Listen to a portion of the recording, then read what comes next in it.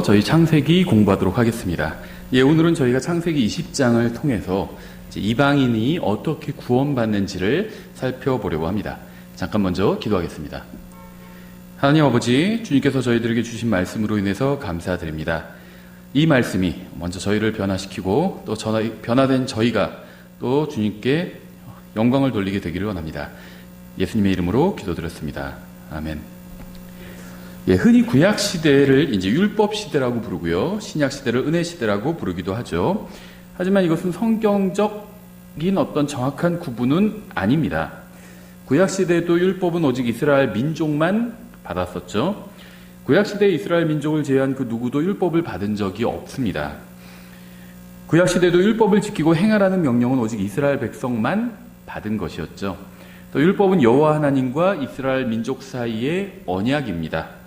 따라서 예수님께서 십자가 위에서 돌아가시기 전에는 사람이 율법 아래 있었다는 것은 성경적 진리가 아닙니다. 십자가 전에는 오직 유대인들만 율법 아래에 있었습니다. 십자가 전에도 이스라엘 백성을 제외한 모든 사람들은 율법 아래에 있지는 않았어요. 아담이 에덴에서 쫓겨난 후에 하나님께서 이스라엘 민족에게 율법을 주시기까지 대략 2500년 동안 누구도 율법을 받은 적이 없었습니다.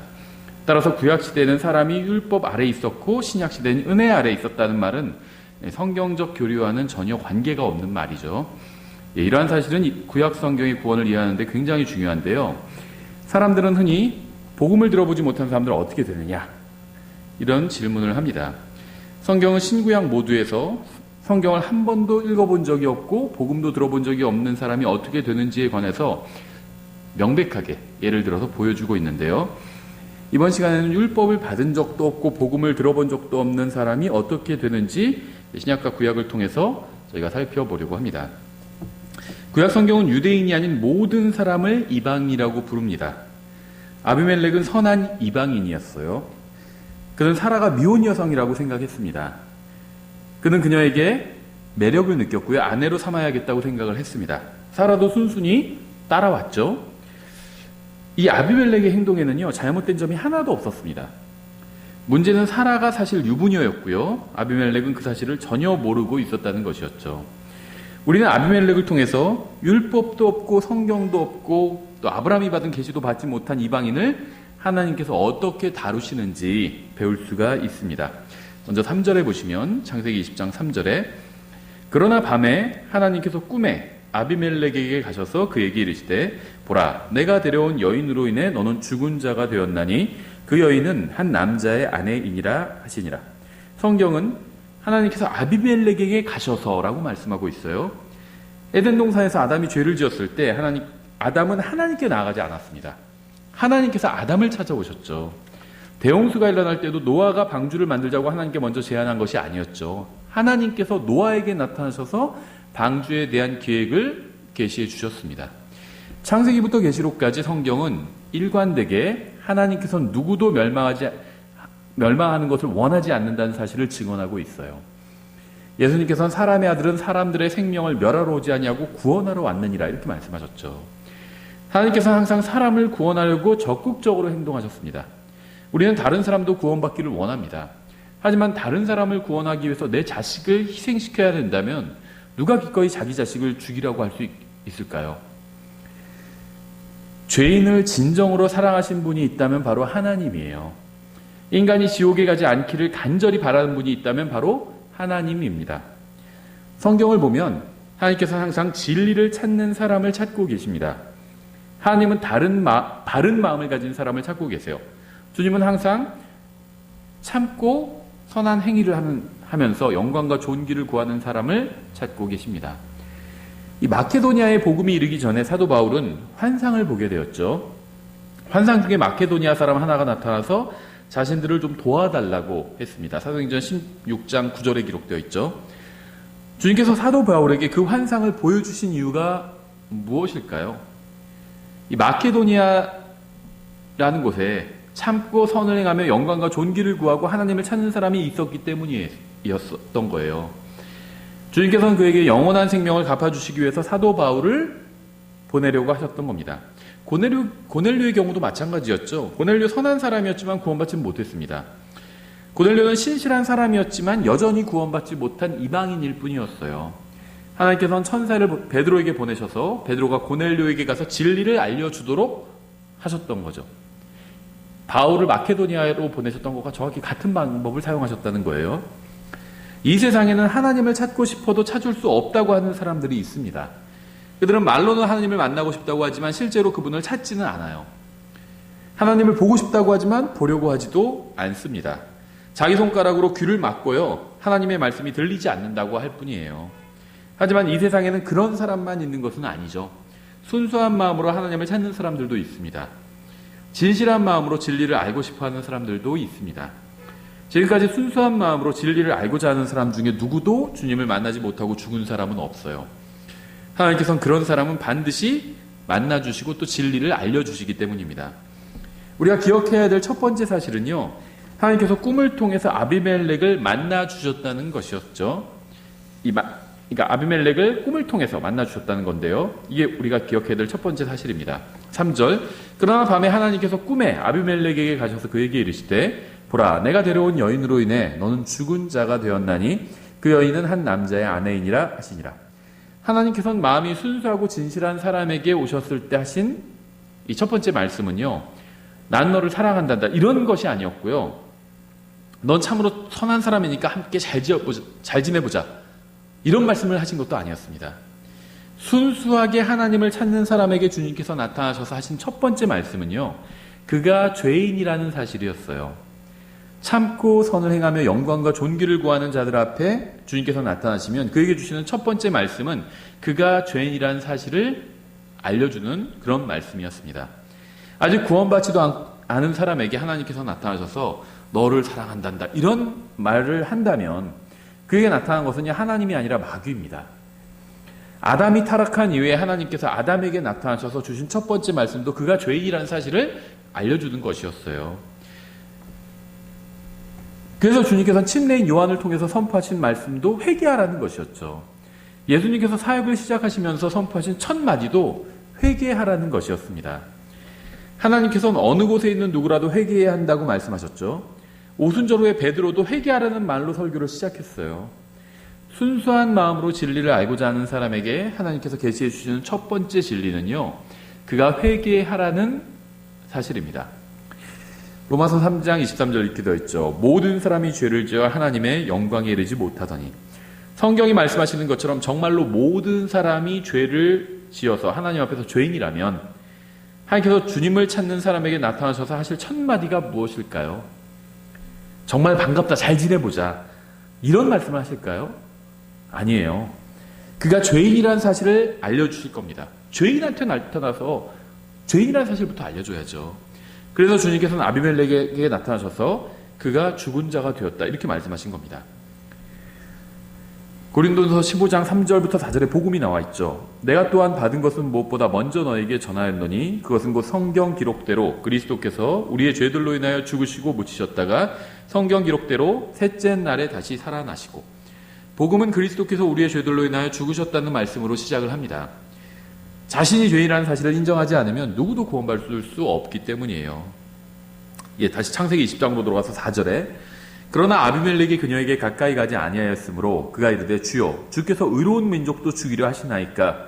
그가 내게 이르기를 그녀는 내 누이라 하지 아니하였나이까. 또한 그녀도 스스로 이르기를 그는 내 오라비라 하였사오니 나는 순전한 마음과 무죄한 손으로 이 일을 행하였나이다 하며 하나님께서 꿈에서 그에게 이르시되 참으로 내가 순전한 마음으로 일을 행한 줄을 내가 아노라. 나 역시 너를 막아 내게 죄를 짓지 아니하게 하였나니 이런 까닭에 내가 그녀에게 손대는 것을 내가 허락하지 아니하였노라.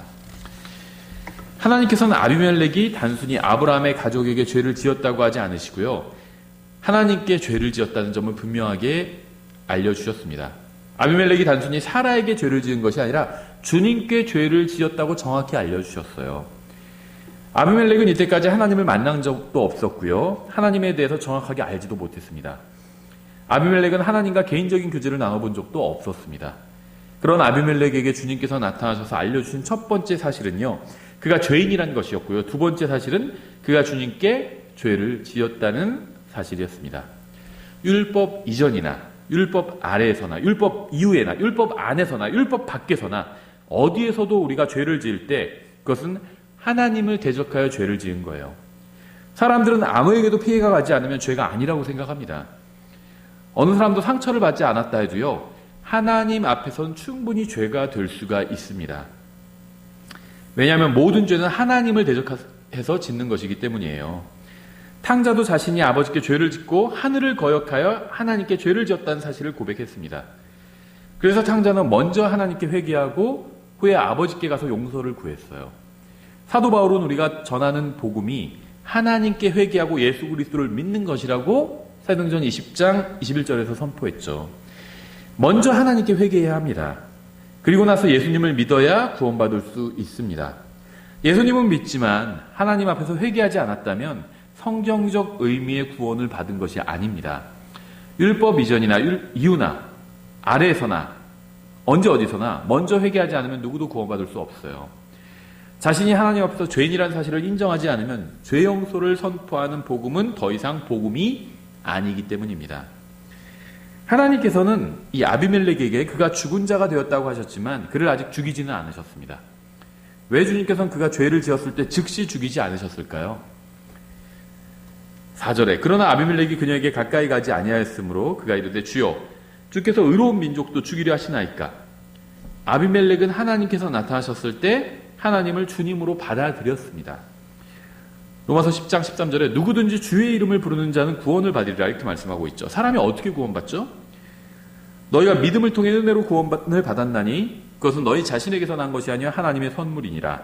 행위에서 난 것이 아니니 이것은 아무도 자랑하지 못하게 하려 함이라. 사람은 누구나 믿음을 통해서 은혜로 구원을 받습니다. 믿음은 어디서 오죠? 그런즉 이와 같이 믿음은 들음에 의해 오며 들음은 하나님의 말씀에 의해 오느니라. 아비멜렉은 죄로 인해서 죽은 자가 되었습니다. 그가 구원받는 방법이 무엇이었을까요? 자신이 하나님 앞에서 죄인이라는 사실을 인정하고 주님을 믿으면서 주님의 이름을 부르는 것이었어요. 아비멜렉은 하나님을 주님으로 받아들이고 주님이라고 불렀습니다. 누구든지 주의 이름을 부르는 자는 구원을 받으리라. 그래서 구원받은 거예요. 어떤 신약 교회가 되었다는 건 아니에요. 구약 성도로서, 구약 이방인 성도로서 구원받았다는 겁니다. 8절 그러므로 아비멜렉이 아침에 일찍 일어나 자기의 모든 종을 불러 그들의 귀에 이 모든 일을 말하며 그 사람들이 심히 두려워하더라. 그때 아비멜렉이 아브람을 불러 그에게 이르되 내가 우리에게 무슨 일을 행하였느냐? 내가 무슨 일로 내게 죄를 지었기에 내가 나와 내 왕국 위에 큰 죄를 가져왔느냐? 내가 마땅히 하지 말아야 할 일들을 내게 행하였도다 하고 아비멜렉은 사라를 건드리지 않았습니다. 그는 자신의 죄를 회개하고요. 주님을 믿었어요. 율법이 인간에게 주어지기 전에 이방인이 어떻게 구원받았는지 아세요? 아비멜렉은 순수한 마음을 가지고 있었습니다. 하나님께서는 순결한 마음을 가지고 있던 아비멜렉을 찾아오신 거예요. 이 아브라함과 사라의 이 사건을 계기로 찾아오신 겁니다. 아비멜렉은 하나님께서 보여주신 계시에 반응을 했습니다. 말씀에 반응했다는 거예요. 그는 자신이 죄인이라는 사실을 인정했고요. 주님을 믿었습니다.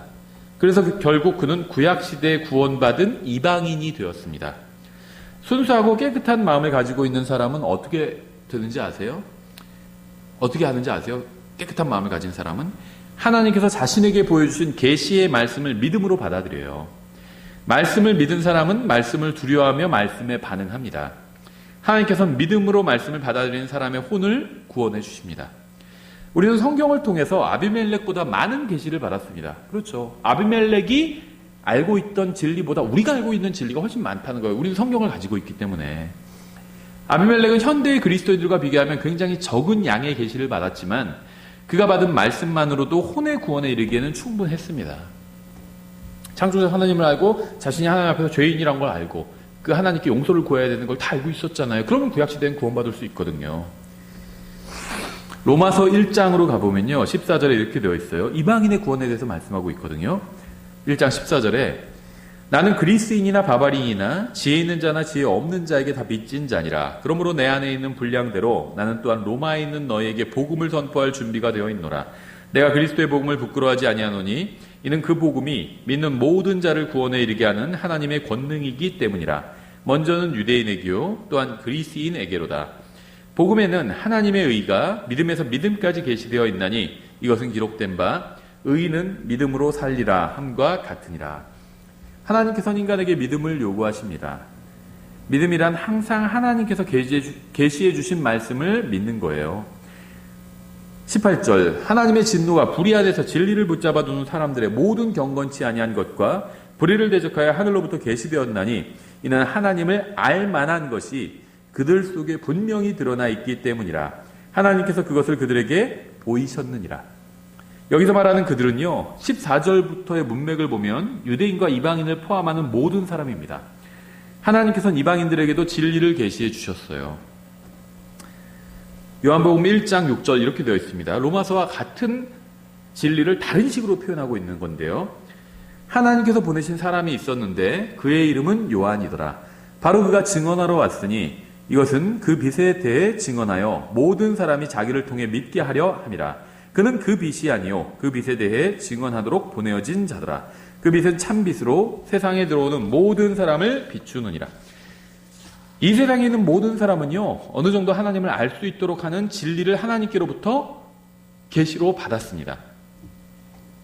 그래서 이 세상에 있는 모든 사람은 마음속 깊은 곳에 하나님을 어느 정도 알 만한 것을 가지고 있는 거예요. 사람은 누구나 마음속에 하나님께서 주신 진리를 가지고 있습니다. 문제는 이미 받은 진리를 거부한다는 거예요. 마음속에 받은 하나님을 알 만한 것을 믿음으로 받아들이느냐 거부하느냐는 전적으로 사람에게 달린 문제죠. 이 찰스 다윈의 아버지는요, 개신교 목사였어요. 다윈은 창조에 관한 사실을 아버지에게 들어서 알고 있었을 겁니다.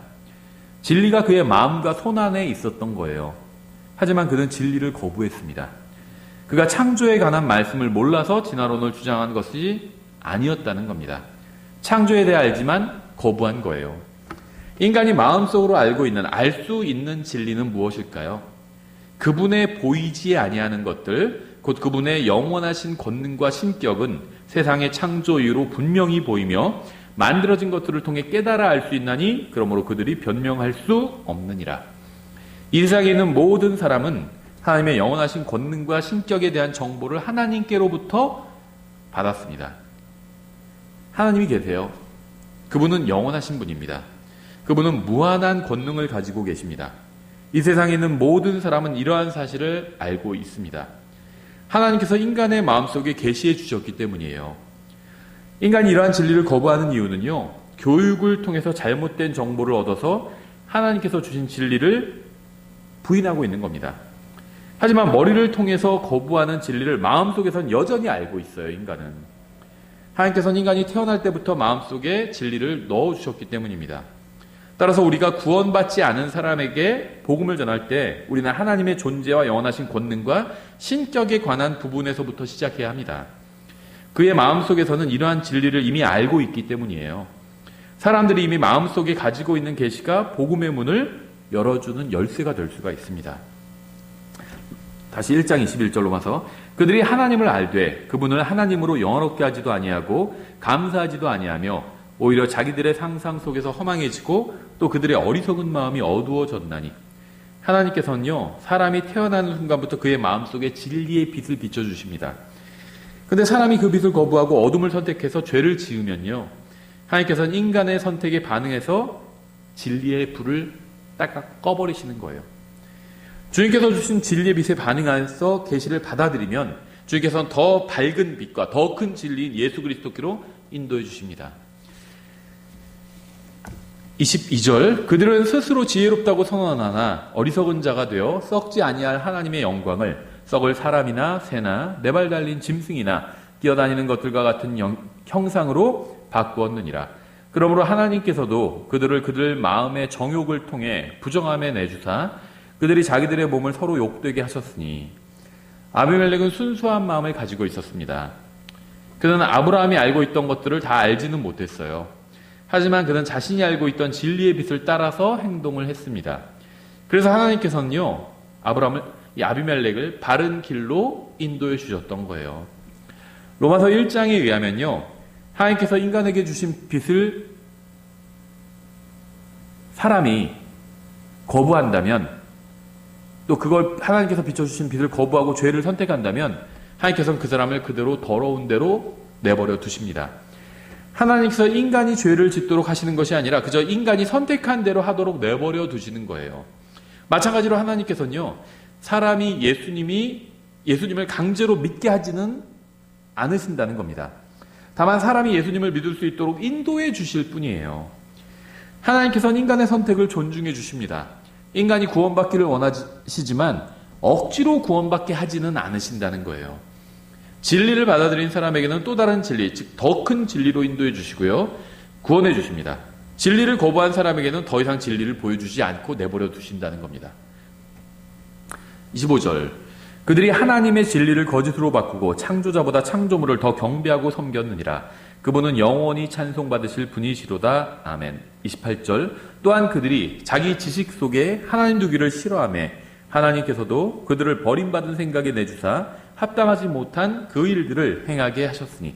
이 로마서 1장에 의하면요, 사람들이 더 사악한 죄를 짓는 이유는 그것이 죄인지 몰라서가 아니라, 그러니까 즉 무지해서가 아니라 마음이 죄를 원해서입니다.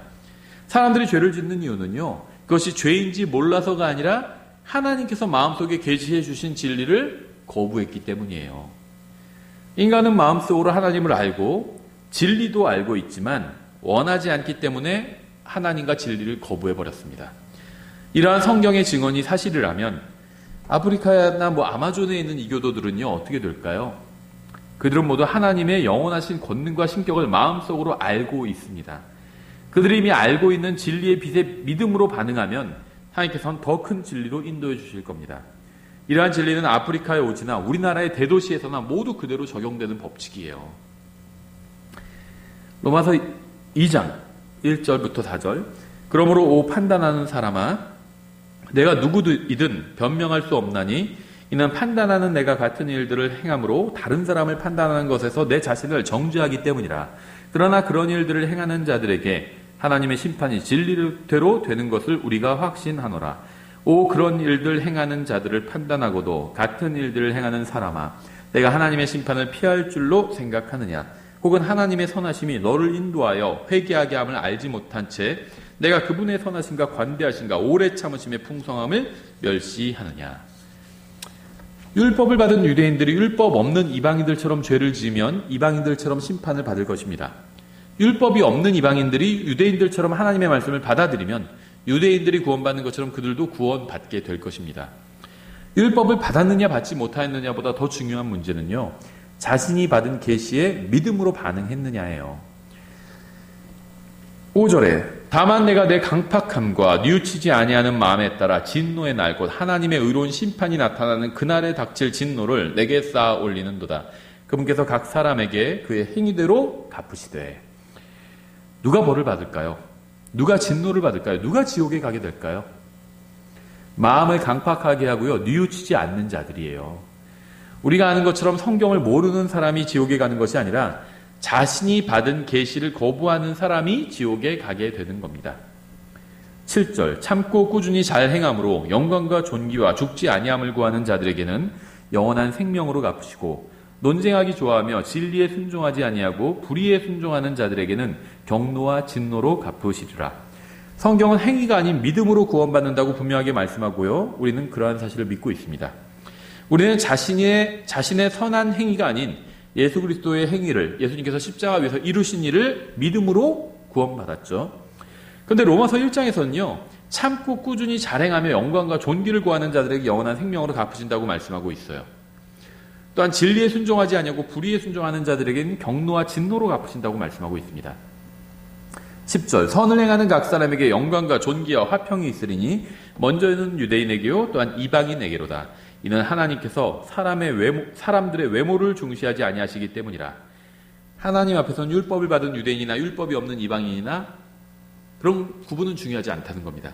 순수한 마음으로 하나님을 찾으면 누구나 그분을 만날 수가 있습니다. 이 사도행전 17장을 보면요, 바울이 이교도들에게 복음을 전하는 장면이 나오죠. 17장 22절에 그때 바울이 마르스의 언덕 한가운데 서서 이르되 너희 아테네 사람들아, 내가 알고 보니 너희가 모든 것에서 지나치게 미신에 사로잡혀 있도다. 내가 지나다니며 너희가 섬기는 것들을 보다가 알지 못하는 신에게라고 새긴 글이 있는 제단을 발견하였나니 그런즉 너희가 알지 못하고 경배하는 그분을 내가 너희에게 밝히 알려주리라. 바울은 이교도들에게 설교하고 있죠. 아테네인들은요, 거짓 신에게 경배하고 있었습니다. 그들은 자신들이 누구에게 경배하는지도 몰랐어요. 하지만 그들은 신이 있다는 사실과 그분께 경배해야 한다는 사실은 알고 있었습니다. 그래서 그들은 알지 못하는 신에게 경배하고 있었던 것이었죠. 하나님께서는 신이 있고 그분께 경배를 해야 한다는 사실을 알고 있던 아테네인들에게 바울을 통해서 더 큰 진리를 계시해 주셨습니다. 24절, 세상과 그 안에 모든 것을 만드신 하나님은 하늘과 땅의 주심으로 손으로 만든 전들에 거하지 아니하시고 또 무엇인가를 필요로 하시는 것처럼 사람들의 손을 통해 경배를 받지 아니하시나니 이는 그분께서 모든 사람에게 생명과 숨과 모든 것을 주시기 때문이라.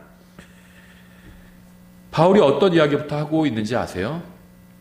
그는 창조자 하나님의 존재에 관한 이야기부터 하고 있어요. 그는 처음부터 예수 그리스도의 십자가에 대한 이야기를 하지는 않았습니다. 율법 이야기도 하지 않았어요. 그는 온 세상을 만드신 창조자에 대한 이야기부터 했습니다. 로마서 1장에 의하면 이것이 바로 그들의 마음속에 주님께서 주신 계시였기 때문입니다.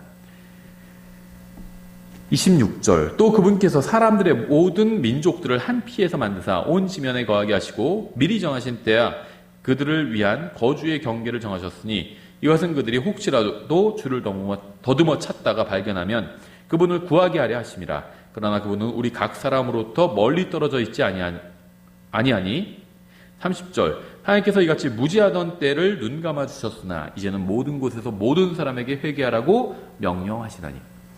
바울은 이교도들에게 설교하면서 창조자 하나님에서부터 시작을 했습니다. 모든 사람이 동의하는 부분에서부터 시작했던 거예요. 그분을 만나려는 마음이 있다면 누구나 하나님을 만날 수 있다는 점도 알려줬습니다. 그리고 만날 수 있는 방법이 무엇인지도 알려줬어요. 바로 회개였죠. 회개. 이것이 바로 로마서 1장과 2장에서 증언하고 있는 진리입니다. 로마서 2장 12절, 율법 밖에서 죄를 지은 자들은 또한 다 율법 밖에서 멸망하고 율법 안에서 죄를 지은 자들은 다 율법으로 심판을 받으리니. 율법을 범했기 때문에 죽는 것이 아니라 죄를 지었기 때문에 죽는 겁니다. 13절, 이는 율법을 듣는 자들이 하나님 앞에서 의롭지 아니하고 오직 율법을 행하는 자들이 의롭게 될 것이기 때문이라. 율법을 소유하지 않은 이방인들이 본성을 통해 율법 안에 들어있는 것들을 행할 때 이런 사람들은 율법을 소유하지 않아도 자기에게 율법이 되나니 이런 사람들은 또한 자기 양심이 증언하며 자기 생각들이 서로 고소하고 변명하는 가운데 자기 마음속에 기록된 율법의 행위를 보이느니라. 이런 심판은 하나님께서 나의 복음대로 예수 그리스도로 말미암아 사람들의 은밀한 것들을 심판하실 그날에 이루어지리라. 하나님께서는 돌판의 율법을 기록하시기 오래전에 인간의 마음판의 율법을 기록해 주셨습니다. 이 세상 어디를 가든 살인하지 말아야 되고요, 도둑질하지 말아야 되고요, 간음하지 말아야 한다는 사실을 모르는 족속은 없어요. 이스라엘 민족이 출애굽기 20장에서 율법을 받기 이미 오래전에 모든 사람은 마음속에 율법을 받은 겁니다. 하나님께서는 아비멜렉의 마음속에 비춰주신 빛을 비춰주셨죠. 아비멜렉의 마음속에 하나님께서 빛을 비춰주셨어요. 감사하게도요, 오늘날 우리나라에 사는 모든 사람의 마음속에도 같은 빛을 비춰주셨습니다. 누구든지 창조자 하나님의 존재를 인정하고요, 그분 앞에서 자신이 죄인이라는 사실을 시인하고 예수 그리스도를 통한 용서를 구하면 구원받을 수 있습니다.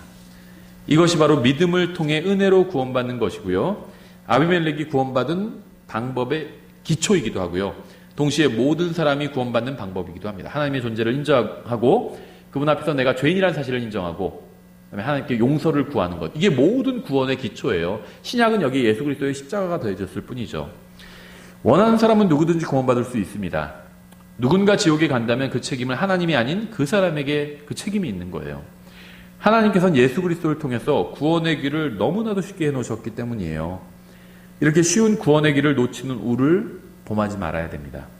구원받기를 원한다면 하나님께서 이미 마음속에 주신 빛을 거부하지 말고 믿음으로 받아들여야 합니다. 그러면 하나님께서 더 큰 빛, 예수 그리스도라는 빛으로 인도해 주실 겁니다. 하나님께서 이미 모든 사람의 마음속에 비춰주신 빛은 무엇이냐면요, 하나님이, 창조주 하나님이 존재한다는 거예요. 그게 하나님께서 비춰주신 빛입니다. 그 빛을 인정하면 어떻게 되는 줄 아세요? 네가 죄인이라는 사실로 하나님께서 인도해 주십니다. 네가 죄인이라는 사실, 내가 죄인이라는 사실도 인정하면 어떻게 되는 줄 아세요? 그럼 그 죄값을 예수님께서 십자가에서 갚아주셨다라는 사실로 또 인도해 주신다는 겁니다. 이게 신약의 구원이에요. 근데 아비멜렉은 구약 사람이었죠. 예수 그리스도에 대한 이야기는 몰랐습니다. 하나님께서 그것을 알려주지는 않으셨어요.